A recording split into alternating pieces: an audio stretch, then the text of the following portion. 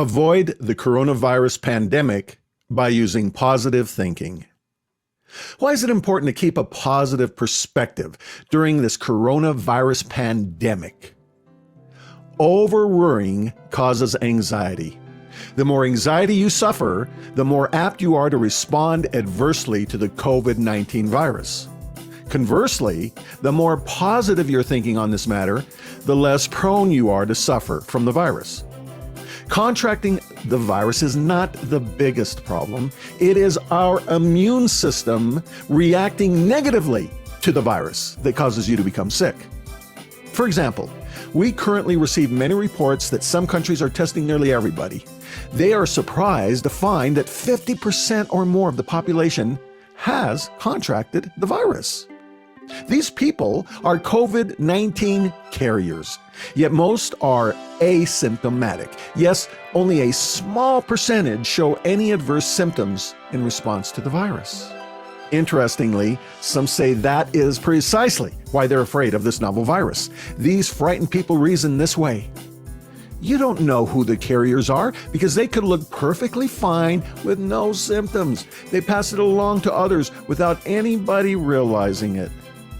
Ironically, the fact that most people don't know they have the virus is also good news, because in most cases, the virus is simply a passing, temporary guest. If the virus is not aggressively attacked by your immune system, no symptoms ever appear, because the virus has no reason to counter-react aggressively to try to continue living. COVID-19 doesn't have to be feared as a ruthless enemy any more than any other virus that can access our human system. We come in contact with millions of viruses regularly. In most cases, this happens with no adverse outcome. By keeping a positive perspective on this thing called a pandemic, we lower our chances of being hurt by it. How do we do that? What are the statistics? Since this pandemic started, we receive constant reports on the numbers, how many infected, how many deaths, and predictions of how much the projected amounts will increase. Daily, we are bombarded by these numbers. These reports cause a great deal of anxiety. They cause us to lose a positive perspective on matters. It is worthwhile to compare other statistics. For example, if you compare numbers, you will find that a person dying from COVID-19 coronavirus is less likely to happen than somebody dying from heart disease or cancer. Additionally, most agree that coronavirus will never catch up with all the deaths that come from accidents. Why don't these statistics create the same amount of global fear? It is because these tragedies have been happening for years. They are no longer novel. These misfortunes are serious problems, yet we are not hearing about them every few minutes. The media is not reminding us of these threats everywhere we go like they are with this novel virus pandemic. We don't see round-the-clock reports of statistics and advice on how to avoid these disasters. This message is not to minimize the dangers of coronavirus or any other threat to our health and life. Coronavirus is just one more thing to learn about, to understand, and to be careful with, along with all the other threats to human life. But in all cases, we do not want to overreact or get stuck in negative thinking that makes us susceptible to the things that can go wrong. Let us keep a positive and optimistic point of view. It is what will most likely save our lives. Think of the virus in this way. Have the attitude that you want to welcome, embrace, and work in harmony with any foreign viruses that come to you. Ask them if they can help you. If you're not good for my body, then you're free to go, or at least reside here in peace. I'll produce proteins that will make your stay pleasant and will help make sure you fit in ecologically with my neurological and biological system. I won't hurt you, and you don't have to get defensive and end up harming me. When this happens, your system has created something called antibodies. Yes, the immune system isn't made just to attack novel or foreign microbes. It also facilitates harmonious relationships with these foreigners. Your body can overreact with foreign microbes. Let's use the analogy of something we call allergies. What are allergies? Hay fever type of allergies happens when something called a pollen enters your respiratory system and goes into your blood. Your immune system, along with the white blood cells, mistakenly decides that this tiny pollen is a danger. So these pollens get attacked. Your immune system creates histamines to flush these harmless micro-sized substances out of your body. This attack causes your nose to get red, your eyes to water, for you to sneeze, for you to get itchy skin or an itchy throat, and for you to feel tired. You may get headaches and wheeze and cough. Yes, allergies make you feel sick. Why?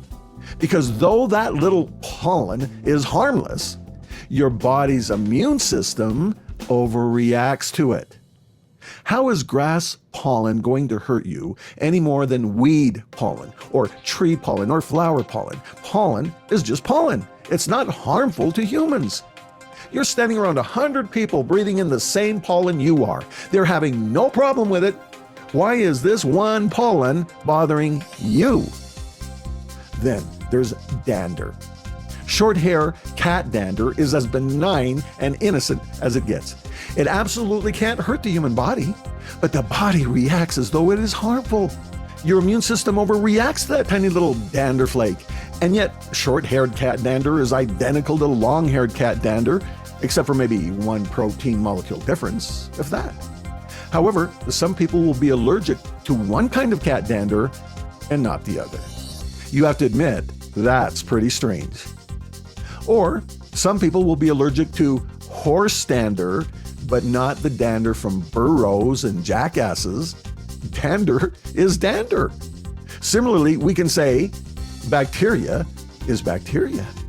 A virus is a virus. Why react aggressively to one type of virus while cooperating with another that is almost identical? Even human dander is not much different than any animal dander, including dog, cat, or horse dander. We're breathing in human dander all day long, and the body doesn't say, "Oh, this is dangerous. Aggressively remove it with antihistamines." No. Instead, the immune system allows dander to do whatever the dander is meant to do ecologically. The dander goes in and does its thing, and then we organically and naturally process it out. Who knows? Maybe dander acts like a toothbrush for the veins and arteries or something. We may not have a full understanding of these little microscopic things floating around in the air for us to breathe in and ingest, but we do know that there must be a good ecological reason for them. These substances are going through our system as they do with all breathing animals with a respiratory system. These tiny little substances that are floating in the air are there for a good reason, whether we know what that reason is or not. If your body's immune system overreacts to it, it is because of negative thinking, which produces negative emotions at a level of your consciousness that you may not be aware of. Negative thinking creates a confused immune system. Similar to pollen, dander, and other microbes, you can compare coronavirus. You have all these people that breathe in this virus, yet most don't have one single symptom, not one. They don't even get a cough. However, some people may get a temperature. Why? Well, the body temperature may rise because the immune system has been alerted that the virus is growing too much. Well, why would that happen? It happens when the immune system becomes too aggressive. If you become overwhelmed with negative thoughts, negative emotions explode. Among those emotions are forms of conflict. The more emotionally conflicted you are, the more unconsciously confused you become. When your nervous system becomes confused, it can make your immune system overreactive and aggressive. Why? Because in a confused state, the immune system mistakes innocent foreign microbes as something to fear, destroy, and remove from the body. The immune system attacks the microbes. If some of those microbes happen to be a virus that is programmed to survive, that virus will start to defend itself. by replication. In other words, the viruses try to create a large army to fight back. Soon, you have too many of those viruses. This causes a cycle of overreaction, which is equal to a war going on in your body.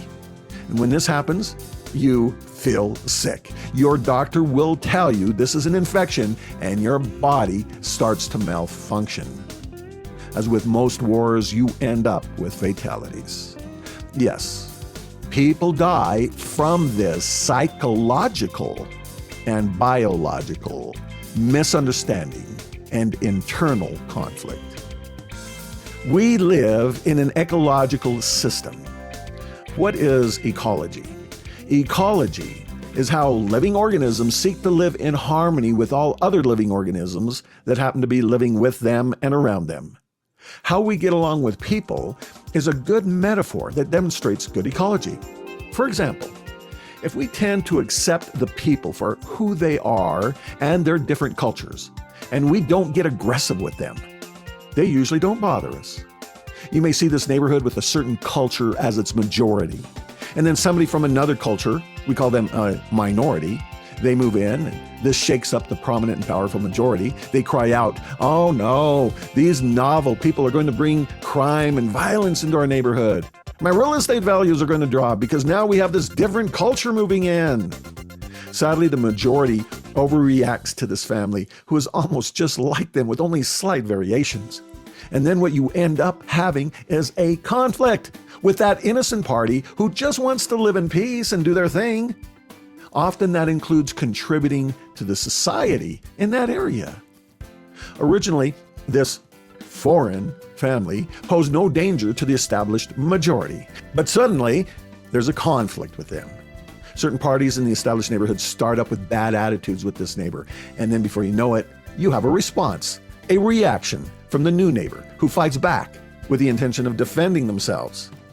In essence, that's what is happening with this novel virus.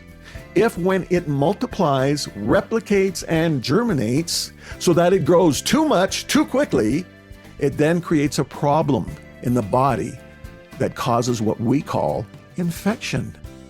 Think positive. It all starts with your thinking, your attitudes, your psychological focus, and your level of fear. When you keep things in perspective, you will remain positive in your thinking. Remember, COVID-19 coronavirus is just one more thing to respect and understand. Hopefully you do the same with lifestyles such as your eating, working, and resting habits. We know these behaviors can have either a positive or negative effect on our health. Hopefully you drive safely and do all you can to avoid accidents, because all these other dangers, just because we don't see them reported every hour on the hour through media, are ever present as a threat. But do we focus on these dangers? No. In the same way, focus on an optimistic future for yourself and your loved ones. This supports your efforts to keep yourself safe. Remember, COVID-19 viruses are merely tiny life forms that are programmed to work ecologically with us and our environment. They are programmed to survive like all other living organisms. They may be novel to us at this time, but they are almost identical to thousands of other viruses that your immune system has already processed safely. As proven by the tests that have already been administered to thousands around the world, this virus can cooperate with you instead of against you. And in any case, it will soon no longer be novel. Your body can live with it as it does all the other millions of viruses you come in contact with. Yes, not only can you survive this pandemic, you can thrive. Keep things in perspective and remain positive in your outlook. In the future, I will release more on how to use your thinking as a way to protect you and help you to succeed. If you haven't already, please subscribe to receive updates at coronavirusalternative.com.